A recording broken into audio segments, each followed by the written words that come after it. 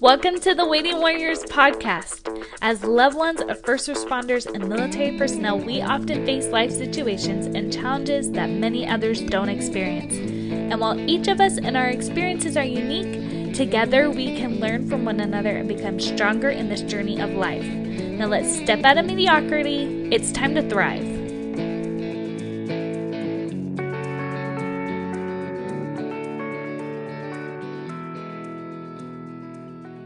Hey, Waiting Warriors out there. Welcome to another week on the Waiting Warriors podcast. I have Morgan Slade for you here. She is a therapist who works with women who have perinatal, dang it.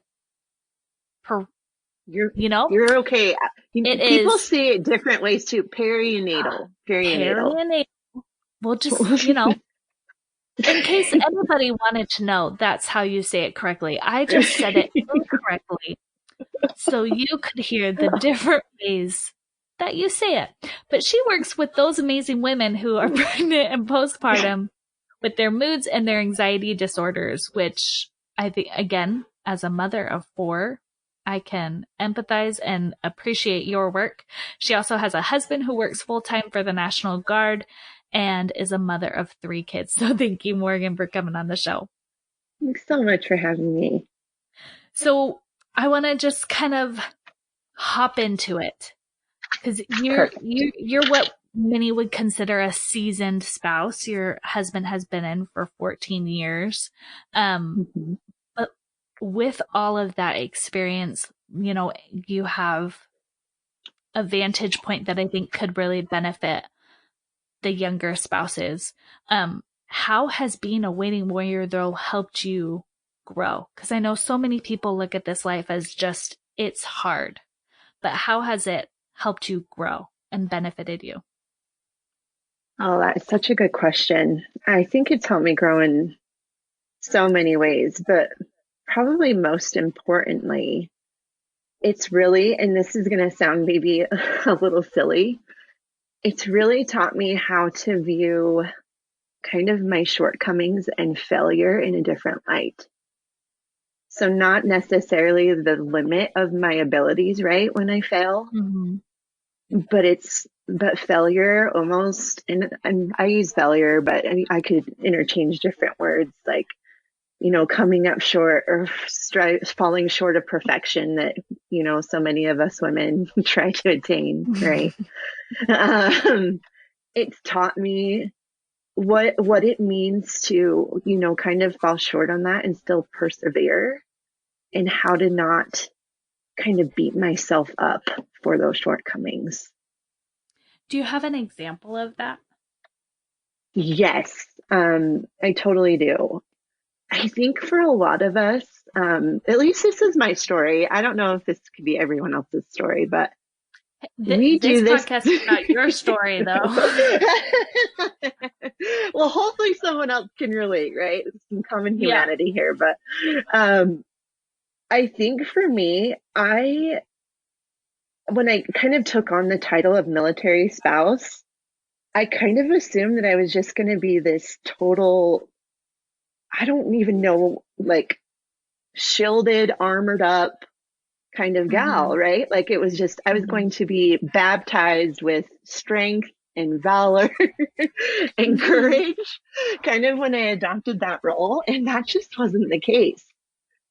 So for me, I was kind of a history geek growing up, and I had this adopted grandpa. I adopted him. He was a really close family friend, and I remember like sitting at his armchair listening to all these stories of, he lied about his age during World War II and met his sweetheart and married her and then left her behind. And she didn't hear from him for like months while he was delivering literally our forces to these shell-showered beaches in the Pacific. And I always thought, like, I loved his stories, but I always wondered about her perspective, right? Like, what was she doing during that time? And I remember her telling me, like, there would be months when I didn't get letters. And that really stuck with me. So, of course, right, when I sent my husband off for basic training, and we were just dating at the time, it was really hard on me. And and it's still this way, I'm pretty sure, but like you can only communicate through letters. Um, and I remember like going probably like 4 days without a letter, and I was struggling. And I thought of her, and I started to compare my suffering, right, to Mm-hmm. her. And I've done this like so many times, and I don't think I'm alone in it. And it's this idea No, of you're not. comparative suffering, right? Yeah. Like, oh my gosh, I'm so weak. Like, I don't know how I'm going to handle this life if I can't even, not let 4 days affect me without a letter. And I think that mentality for me, right? It kind of stuck with me for the first few years of my marriage. And by that, I mean, when I would kind of compare myself to other military spouses that I saw. And I saw that like armored up, courage, valor kind of mentality. And I'm like, what is wrong with me? Like sometimes I struggle when I can't talk to my husband um, and I viewed that as failure, as a shortcoming, that I was suffering and I didn't really have the right to suffer, I felt like. Does that make sense? Mhm. Yeah, yeah. So kind of You're like like there's it's you're just reading my mind from however 100 million times over the past 8 years. Like it just, yeah. I yeah, just, like I don't know why we do that. We put like this hierarchy on suffering. Like there's not enough for everybody to have some. Kind of like hmm if you're sad about the NCAA bracket, not happening this year, kind of like if you didn't make it to the tournament, you don't get to suffer. I don't know, yeah. like that there's this limit to the world's kind of capacity for empathy, meaning we can't just experience our own version of suffering if we Yeah. deem it's not worthy. And I really like viewed that as a shortcoming. hmm So how have you overcome that? Because I know for a fact, because I just did an Instagram post earlier this week on this very thing, that like so many military spouses and police wives, a lot of them commented and sent me messages too of like, this is a weekly struggle, like all the time. Like, how do we change that? How do we overcome that struggle? Or Yeah, how have you? that's such a good question, right? And I think for me, it really hit me. I learned a really hard lesson. My husband was deployed in 2015, and it was to Afghanistan. It was a pretty rapid deployment. We didn't have a lot of time to prepare. Um, and at the time, my baby was 4 weeks old. So he had just been Oh, born. Um, and like I'm sure you've felt before, and many yeah, no, moms, that's parents have felt before. Like I was exhausted, and I was probably suffering in hindsight, with well, not probably. I was suffering from, some postpartum anxiety coupled with, my husband's leaving to a combat zone. Um, hmm and he just really was overwhelmed and really tired. And so about, 1 week after he left, I thought, and kind of going back to this comparative suffering, and it's something I still wish I could go back in time for and like kind of yell at myself, kindly, of course, say, don't do what you're about to do. But I'm so glad, that I learned these lessons. I was so tired, and the only thing I could think of, asking for help for me was not an option. I did not want to burden other people. I felt like if I were to ask for help from my neighbors, who were military spouses, by the way, um, hmm that would make me weak, right? Because again, I thought, I'm supposed to be able to handle this. This is yeah, something military spouses do. They suck it up and they handle it, right?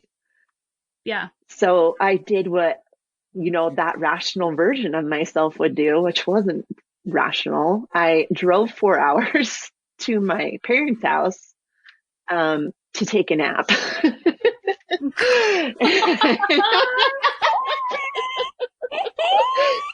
Oh.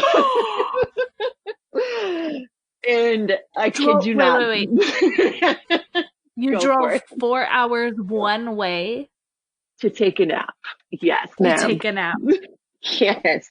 Oh, that is one of the best. That's one I gotta write that one down. I know, right? Like, oh my gosh, lessons were learned, let's just say. So I get there and I'm even more tired, right? Because I just drove for Mm-hmm. 4 hours in the car with 3 kids. And I get there and I go to lay my head on the couch. And all of a sudden, I hear this crash. And in my mind, and I still feel a little guilty about this, but I just laid there and I was like, oh no. I kind of pictured, we call this in therapy, we call this storytelling, right? Like I immediately started storytelling that my son, my then 3-year-old, had like pushed over my mom's china cabinet, which is like all of our worst fears, right? Yeah. So I thought that's what had happened. And then, so I just laid there to kind of let it sink in because I was, again, so tired. But then I heard my mom yell, his finger is missing. And I was like, what? Oh. Um, and granted, and if my mom listens to this, I love you, mom. But my mom is not the greatest in crisis, right? Like, so, Mm-hmm. so of course I didn't believe like whose finger is missing. First of all, like, I don't know, right? I get up slowly after I hear her say that and I go in and sure enough, my 3-year-old standing there with the missing finger. And so, Oh my gosh. yeah, right. Immediately, like, the adrenaline kicks in and I go over to him and I ask what happened. And of course, like, that's the dumbest question to ask a 3-year-old that's in that, kind of trauma, undergone that trauma. But he had been playing in the spare bedroom and just jumping on the bed and he got his finger stuck in a blind cord. And as soon as his finger got stuck in that blind cord, he fell off the bed and it just popped it off. So here I'm standing with, like, again, I'm so tired, but not anymore, right? Because I have all this adrenaline. And I'm standing there with him, just trying to trust myself on what to do next. Long story short, right? Like my parents live in the middle of nowhere. So of course, like I live at my home at the time I lived next to one of the most, renowned hospitals for children in the world. But now I'm 4 hours away in the middle of nowhere. And I really just started to beat myself up, right? The what ifs, like, what if I would have just sucked it up? You're tired, right? We go to the hospital. First of all, I couldn't find the finger. So once again, I have to tell my mom I love her publicly because I left her behind to look for it.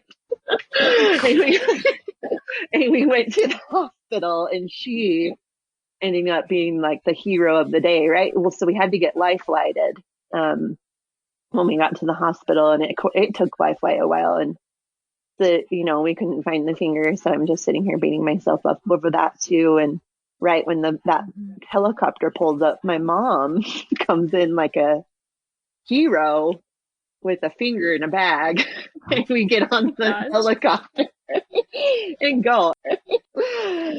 Oh my gosh. Like they were able to reattach it and most of it survived and it ended up being okay.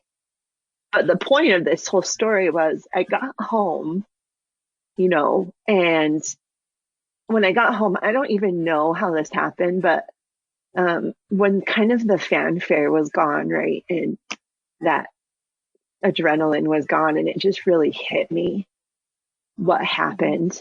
And that, like, again, I start beating myself up, right? Like, you should have been able to handle this. You should have been able to just suck it up. You didn't need that nap. And it never once did it occur to me that, or did I think, like, you could have asked your neighbors, right? Like, that's what could have happened. So I remember just like folding laundry, and mind you, and I'm sure this is relatable, that laundry pile was large, and I'm sitting behind this like 2-story tall laundry pile, and I hear someone come up my stairs, and I'm like, you've got to be kidding me. Is this how it ends, right? Like, I'm a true crime junkie, and I'm like, this is it. Like, someone's here to, just finish off this really awesome week that I'm having. And it was one of the women from my church who had somehow found out about what happened. And she was also a military spouse. And she's standing there while I'm crying behind like 2 loads of laundry, right? 2 towers of laundry. And she says to me, she hands me some bread. Your door was unlocked. Just thought I'd come in. And we had a good little chat. And she told me, she said, Morgan, this year is going to be miserable for you if you don't ask for help. And I remember just sobbing, and I even get a little emotional about it right now, because that very same day, another woman from our neighborhood, not same day, it was like kind of I think it was a week prior, excuse me. Her son had ridden off a cliff on his motorcycle and broke every bone in his body. And the next day, she had tied a balloon to my door, right? And that woman whose son had fallen off the cliff, right after this other woman from my ward had brought me some bread. And she left a little note and just said, we're here for you. And again, right, I start to beat myself up. Like, my kid lost a finger. Your kid broke every bone in his body, and you're here for me, right? But something I learned from this is that you cannot compare suffering. Suffering, there's no limit to the world's empathy. Does that make sense? We all deserve a piece of it, and every little pain that we feel, and we think shouldn't exist, right? Because, whatever role we have or responsibility or facade we want to carry, that's just not how emotion works. You can't just suppress it and expect it to die, right? And that's what I learned from this whole experience. And I want it to die. We want it to die. like I am over here crying, and I want to believe, right? Like, I know so many other listeners want to believe that, and but that moment happens where we are so tired, and our husband cannot give us what, the reprieve that we want and that we need. Totally. But still I think it. You know what I mean? Like, how, why? Why do we do that to ourselves?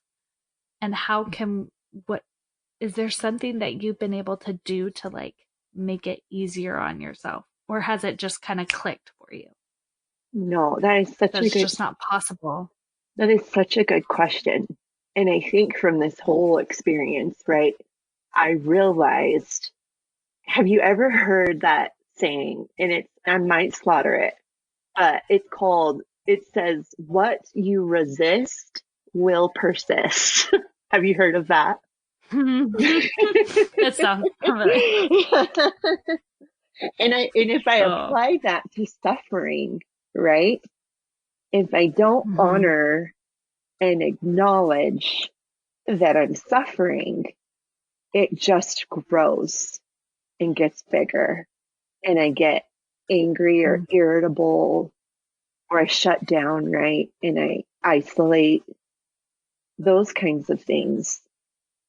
And so I learned from this whole experience that I have to honor my suffering, because suffering, comparative suffering, it's illogical.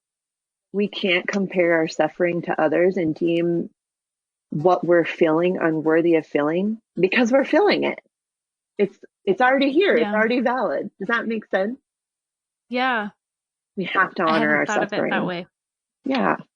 Yeah. That's what I learned. Because I think in my mind, it's like I've always thought of it as I don't want it to be, so therefore I'll just push it aside.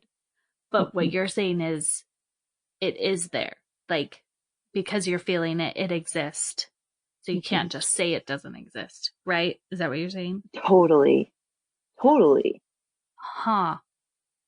And so are we, so we'd be doing ourselves, not even like doing ourselves more of a favor, but like if our goal is to be stronger and to overcome it, then we should just acknowledge it and take it for what it is. Absolutely. I love the word honor our suffering, right?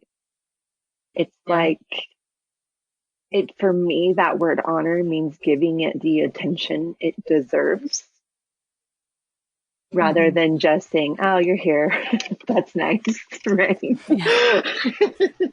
I don't have time for you right now. Yeah. I don't have time for you. Yes. And I think that's another thing we do too, right? Because that's what I was thinking. Like, are you freaking kidding me? Mm-hmm. Like, I'm dealing with this too, right? On top of my husband being gone, on top of having a new baby, right? Now I'm dealing with this.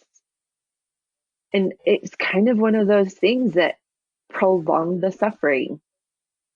You know, in the therapy realm, we call this, which a lot of people, you know, really struggle with, radical acceptance, where acceptance doesn't mean you like the suffering, but rather that you accept that it's here. That makes sense. Yeah. Yeah. Oh, it's so hard, and so many, I'm pretty sure if you have been a serving spouse, you've had a similar experience, right? Mm-hmm. I hope all the listeners are understanding, because I know in my first year, totally had something. And it's just like, but yet we resist the help because we're comparing ourselves. But then that's denying ourselves the community, which we all know we need. Oh my gosh, so much. It's just so interesting. So my other question is, like, if we need to honor those feelings, like how can we honor ourselves and give ourselves the voice that we need to honor those feelings? Because I know a lot of waiting warriors do that. I know I do that often, right? Like, I don't honor those feelings because there isn't time for it. Like, literally, like, the army is at such a pace where there isn't time for it. I know right now, as we're recording this, like, we're dealing with the pandemic. Most husbands are home. But my husband and I were just talking about it today. Like, he's home and kind of has a slower pace right now that's at least more flexible. But we're gearing up for all of this training that was going to happen over a 6-month time period to now happen in like a 3-month time period. And then they're going to be off to JRTC, which is like the pre-deployment training, and they'll be gone for weeks. And like, once we get back in it, then it's like, I've had that feeling of like, there will no longer be time for my problems. So how can we honor that feeling and keep our voice during those kind of moments where there just doesn't seem like there's time? Ooh, this is a good one. This is a really good one. And I feel like you really just hit it right, because so often we feel like by putting ourselves on the back burner, that's the noble thing to do and kind of what we're expected to do. I hate to use that word sometimes, but I really do think that that's kind of what we expect from ourselves. And that's kind of the cultural pressure we feel lots of times. And by cultural, I mean, 100%. yeah, like in this realm, right? Mission first, yeah. mission first. Yeah. So I have to, in the beginning, I really had to do this, and it's called the practice. And I'm sure like maybe some of your listeners are familiar with it. It's called self-compassion. And now I want to really just put a caveat out there that, you know, self-compassion is not self-indulgence. Self-compassion, when we're honoring our suffering, right? It's treating ourselves like we would treat our very best friend.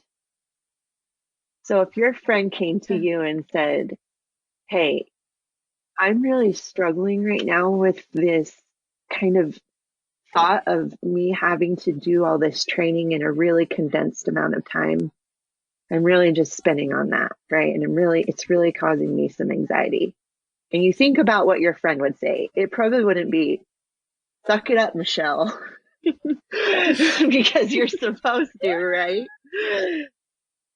And or that's not what I would say to a friend. You would never say those things out loud. Yet we say those things to ourselves 24/7. Right? So it's really an analysis of our self-talk. What do we feel like we deserve? And that really does start with our self-talk, right? Those things we tell ourselves of, you're not worthy of worrying, or you're not worthy of feeling this feeling, right? If you do that, it's a burden. It's a burden to others. You don't deserve this time. And it's kind of, that sounds kind of harsh, but those are exactly the things we tell ourselves. So the ability to kind of speak to ourselves in that different light, like we were speaking to a friend, it really flips the script. Yeah. You would never break somebody else's heart like that.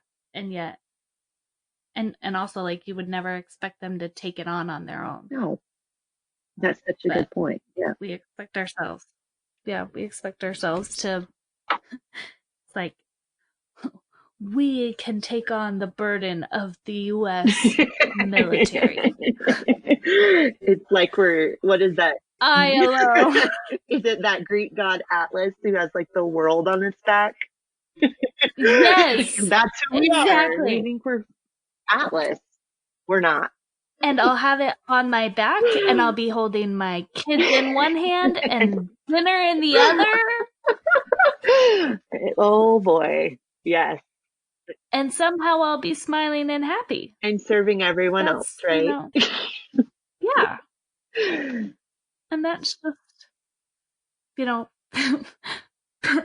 but as I'm like saying it out loud, and as you were talking, I think like something that kind of clicked in my head, and I don't know if you feel the same way, but it's like, what if it's like my problem, or not my problem with this thought, but like why I resist it in putting it into action is because I think that life is about me doing it all and me being it all. But what if life isn't about that, and life is simply about this may sound like super cliche or like mushy, but like, what if it's really just about loving each other? And if this life is really a test and our opportunity to show love and compassion to other people and to grow as like a human family, then I'm denying myself that opportunity to be part of that human family by thinking I have to do it all. Like, yes. 100% yes. Does that make sense? And maybe not everybody can relate to that, but like I honestly believe that that's why we're here is to love each other. Like that's why we have families. That's why we have neighbors and like it's just all opportunities to lift each other up and to learn how to love each other more in every way. But if I'm just, dang it, I've been doing it for years. I'm denying myself the human experience because I'm trying to be unhuman. I'm trying to be a robot that can carry the world and my babies and dinner and groceries in the other hand. Like that's not human. Dang it, Morgan. You're so right, right? It's this recognition of common humanity. So what if, right? Yeah. What if kind of honoring our own suffering allowed us to, in turn, see other people who are suffering and feel less isolated? Does that make sense? Yeah. Because suddenly, yeah. And it really happened for me behind that tower of laundry, right? When I was sobbing and my friend came over and she's a military spouse and she gave me the permission to ask for help because she learned that lesson. And so really just recognizing that we're human, like you were saying, right? And biologically, like if we're going right down to the root, humans are herd animals. We travel in herds, right? We were never meant to be alone, ever. That's why when we are alone and isolated, which I'm sure so many people feel right now, right, during this pandemic, we kind of get those feelings of, depression and apathy. So that's not how we were meant to survive. We need people. Yeah. Asking for help is just as important as receiving it in that regard. Mm-hmm. Oh man, I'm just like, just so all the feels. It's like it's just such a relatable experience. Even if your kid hasn't lost their finger, like I hope they haven't. Like we have yet to experience, because my husband's done a ton of weekends and different lengths of training, but we personally in our what are we? I can't remember if we're on year 7 or 8. One of those. In that many years, we have yet to experience a training or separation longer than 2 weeks where I have not had to take a child to the emergency room or hospital. Mm-hmm. And it's like, we haven't lost any fingers, but still, like, we've all been there and we've all been in that situation where it's like, I should ask for help. I should. But like we go into this like mindset of like, but I could take all 4 kids to the hospital with me at 8 p.m. and everybody be up until 1 a.m. or whatever, totally. like we all think about it. We do, right? Maybe I will just try to do it all by myself. But instead you're saying we should just not feel like we have to, because we're allowed to suffer, right? Yes.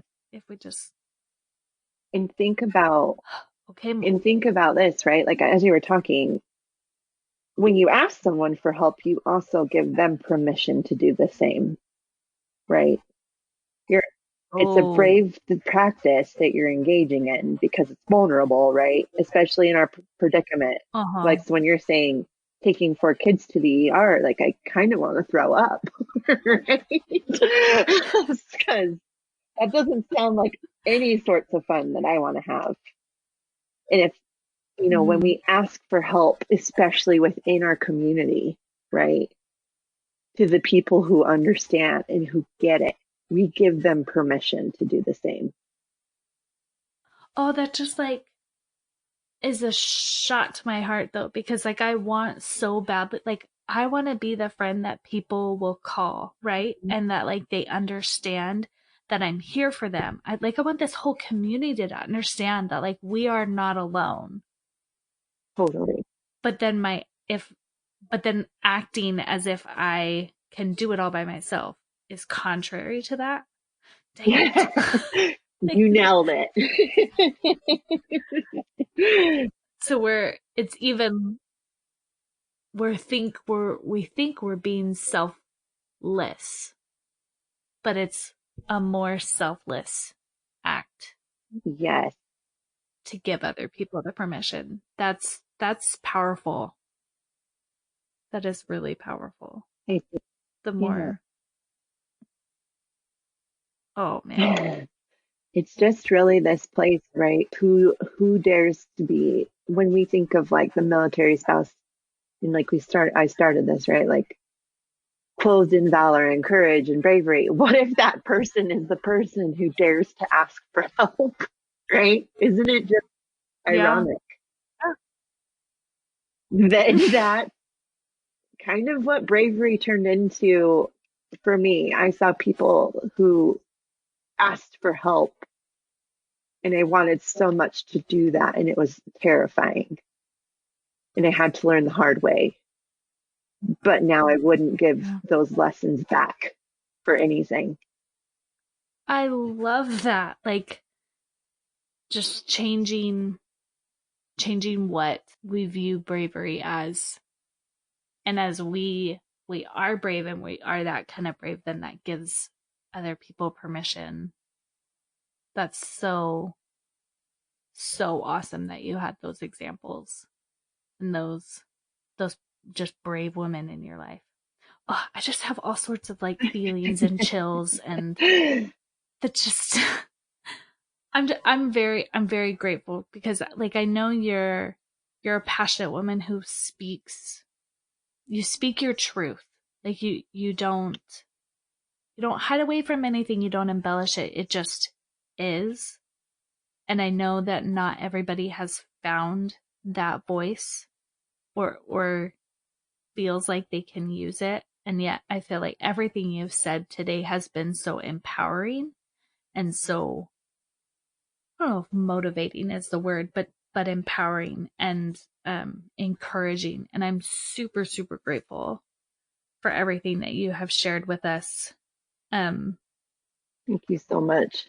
do you like if you were sitting next to a new spouse that you knew like didn't have that voice, didn't have um that comfortability with honoring those feelings, what would you say to her? Um, I think for me, right, like having my friend tell me and write me kind of this metaphorical permission slip to ask for Mm-hmm. help was so powerful to me because it's just not something, and I feel like we've gotten so much better at it now, but it's not something anyone told me when I first kind of entered into this realm. In fact, like, I don't even know where these expectations of myself came from. Just kind of looking at the culture, I guess, from an outside perspective.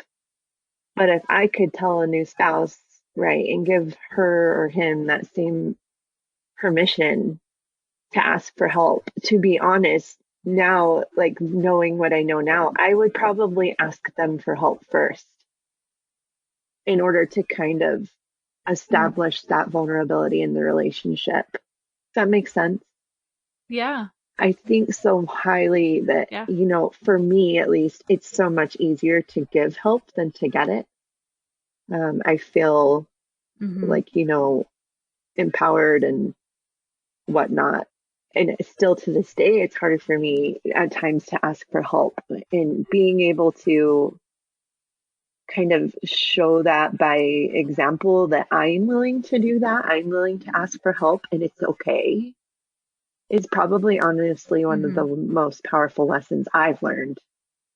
So I would probably share that. Yeah. That's even like, it's a powerful thing to share, but I like your twist on how you're sharing it. It's like, I feel like most of us would just say it, but you're saying to do it, to kind of take it up. Totally. Up a notch, and don't just talk the talk, but walk the walk. Oh man. Okay. Well, you've given us so many goodies, but last question, what is your key to thriving? Kind of just on par with this whole chat. Hands down, being kind to myself and really just staying out of judgment when I feel whatever I feel, and talking to myself like I would a good friend, and treating myself and my suffering like that of a good friend. That's literally my key to thriving.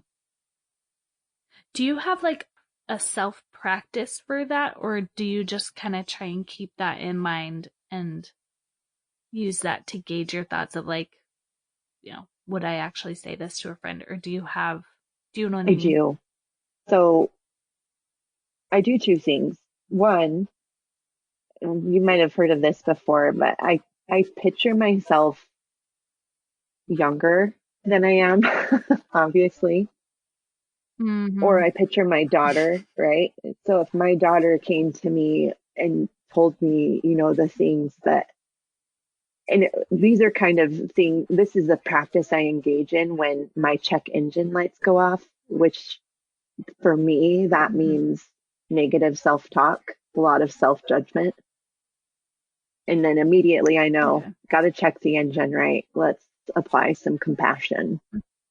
So I either picture myself younger, or I picture my daughter or one of my best friends, them coming to me with these kind of thoughts I've been thinking in my head. And I kind of picture myself, what would I say to her? Right. And I apply that immediately to myself.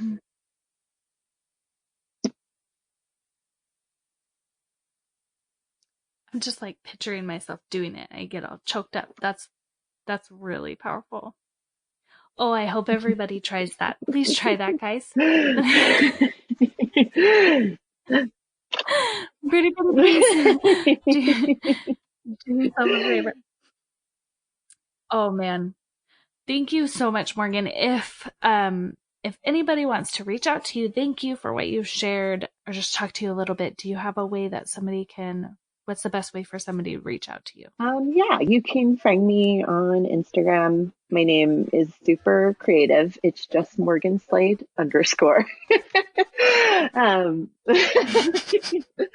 and you can also find kind of the practice I'm affiliated with at Serenity Recovery Wellness on Instagram and on Facebook. Awesome. Oh, guys, please go say thank you. And think, like, this is one where it's like, I hope all of these serve you, but this is one where it's like, no, I know this will serve you if you have an open heart to it and like do the things. Because I feel like you didn't just talk about things that we should say, like you gave us things we should do, that we need to actually do and not just say out loud.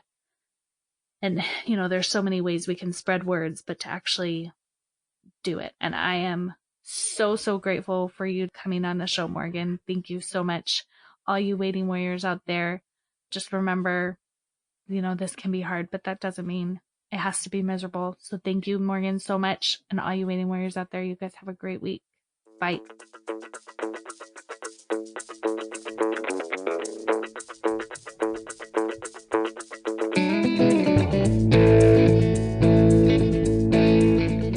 Hey friends, if you are loving the content here and want some more Waiting Warrior action, check us out at Instagram or Facebook.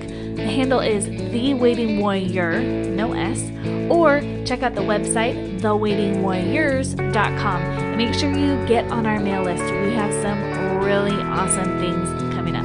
Have a great day.